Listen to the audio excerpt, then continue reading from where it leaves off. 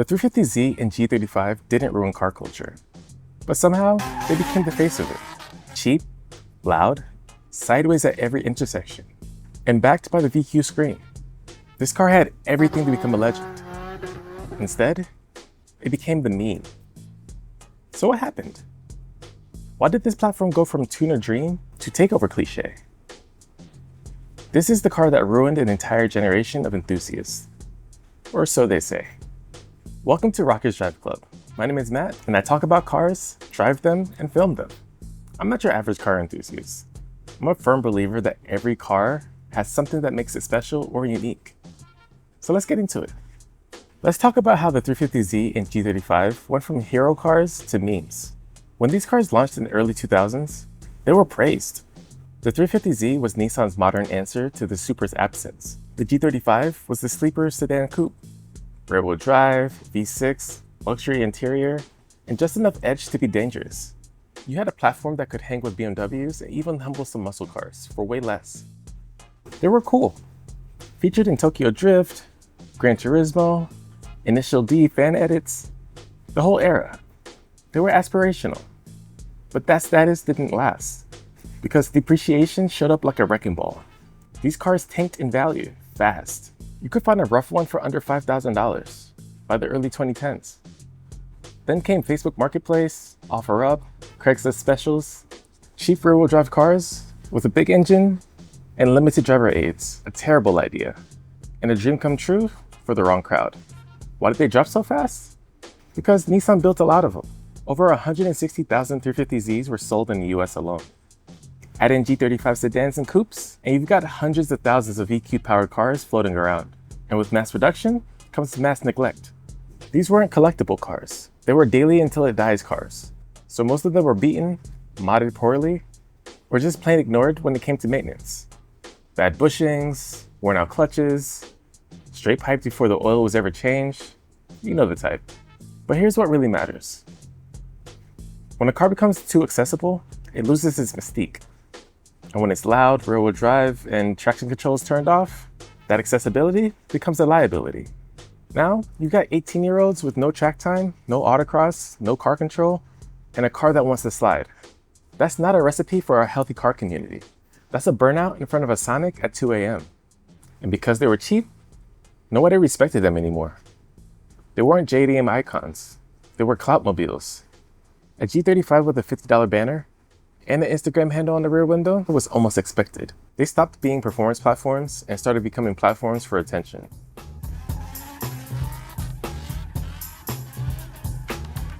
So now you've got this cheap rear-wheel drive car with a loud exhaust and a loose rear end. What do you think happens next? You guessed it.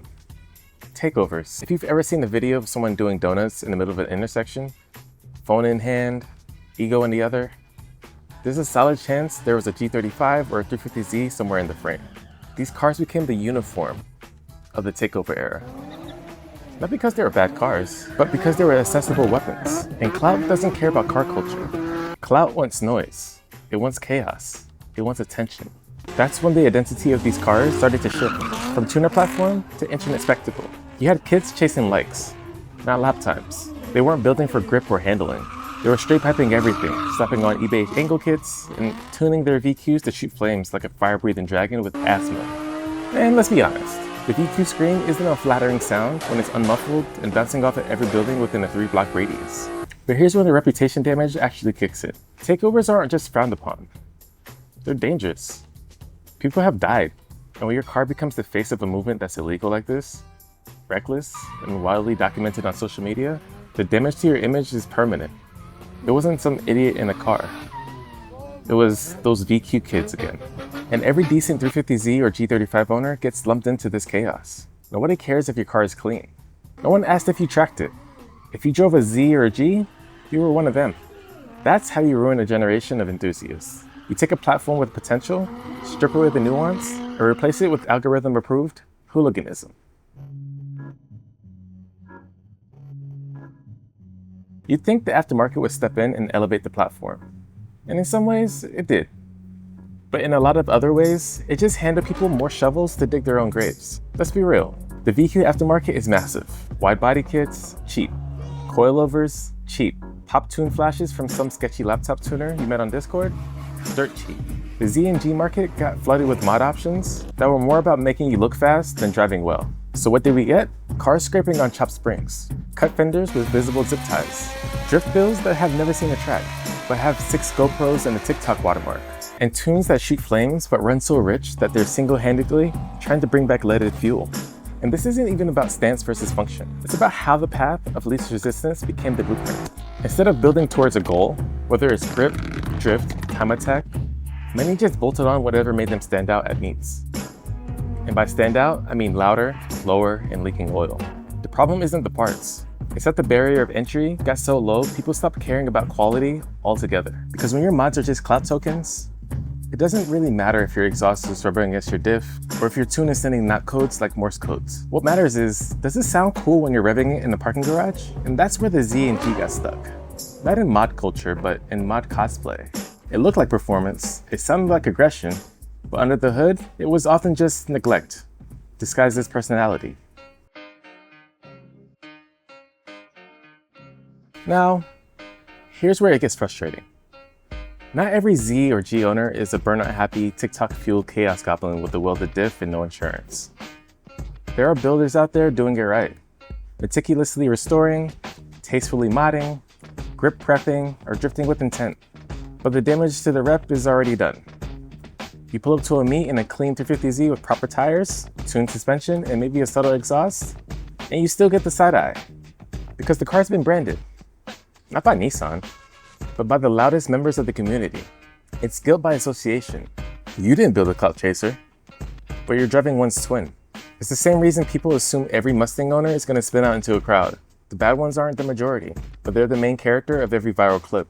And when a platform becomes a meme, the internet doesn't exactly wait around for context. That's why passionate, skilled Z and G owners end up fighting uphill. They're trying to build credibility while dodging a reputation they didn't create. So if you're one of the good ones, this isn't shade. It's a spotlight on why your build matters more than ever. Because the only way to change the culture is to overpower the noise with quality. So here's the crossroads. The 350Z and G35 are still some of the best bang for buck rear-wheel drive platforms out there. They got aftermarket support for days, a decent power band, and enough chassis potential to be track monsters, show cars, or daily sleepers. But if the community doesn't shift how these cars are built and shown off, they'll keep sinking deeper into meme territory. They'll become the clapped-out Civic of the 2020s. Cheap, loud, and written off by serious enthusiasts. That doesn't have to happen though. We've already seen redemption arcs with cars like the Miata. What used to be seen as a chick car or a joke is now one of the most respected platforms in grassroots motorsports. All because of how owners change the culture. Z and G owners can do the same. It starts by building with purpose, by racing instead of revving in parking lots, by showcasing what these cars can really do, not just how loud they can backfire at 2 a.m. Because at the end of the day, it's not the car's fault. It's the culture built around it. And the culture can change if the right people speak louder than the chaos. Look, blaming the 350Z and G35 is easy. It's like blaming a baseball bat for a broken window. It's not the tool, it's how people use it. What we're really witnessing is the byproduct of a cultural shift, not just in car culture, but internet culture. Because this generation wasn't raised on racing lineage or wrenching on weekends. They were raised on clips, on likes, on the fastest way to be seen, not the fastest way around the track. TikTok turned car culture into content culture. Instagram killed subtlety, and YouTube glorified chaos. The moment a car blows flames, the phones come out. It's no longer about building something meaningful. It's about getting noticed. And these cars, the Z and the G, they were perfect pawns. Rear-wheel drive, cheap, plenty of power, and more aftermarket mods than any beginner could dream of. But all of that accessibility meant these cars were handed to people who had no clue what to do with them responsibly. Or worse, they didn't care. We've replaced garage time with screen time, replaced track days with takeover nights. You used to earn respect by learning, by failing, and by building better. Now, respect is handed out to whoever can clutch kick into a crowd and walk away with 1 million views. And let's be real, it's not just Z cars. E36s, WRXs, Dodge Chargers, and even Teslas now. Same cycle. Affordable performance turned into disposable clout. When cars become props and the goal isn't mastery, but virality, we all lose. Because when car guy is a costume and not a craft, anything with an exhaust and a ring light becomes part of the problem. So where does that leave us? With a community that points fingers at the car, when it was never about the car. The 350Z didn't ask to get straight piped into oblivion. The G35 didn't beg to be driven on 3 donuts while doing donuts in traffic. These cars were built with potential. They were the spiritual successors to the Fairlady Z and the Skyline. Cars that stood for something. Balance, style, passion. But like any tool, they became what their users made them. They got hijacked by clout chasers who didn't know or care what they had. And now, every time a Z screeches out of a meat sideways, we blame the platform. We laugh at the driver, then we go home and do nothing to fix it. But the reality is this. These cars were accessible. And accessibility without education, that's where things start to fall apart. The scene failed to mentor. The internet failed to filter. And now we're left with viral burnout videos instead of proper burnout builds. The car didn't ruin anything. It just exposed what was already broken. So maybe the takeaway here isn't that the 350Z or G35 are bad cars. Maybe it's that they were the first to suffer from a scene that stopped caring about craft. And until that changes, until we start teaching, gatekeeping less, and guiding more, it's only a matter of time before the next great platform gets dragged through the same mud. Because it was never the car. It was us.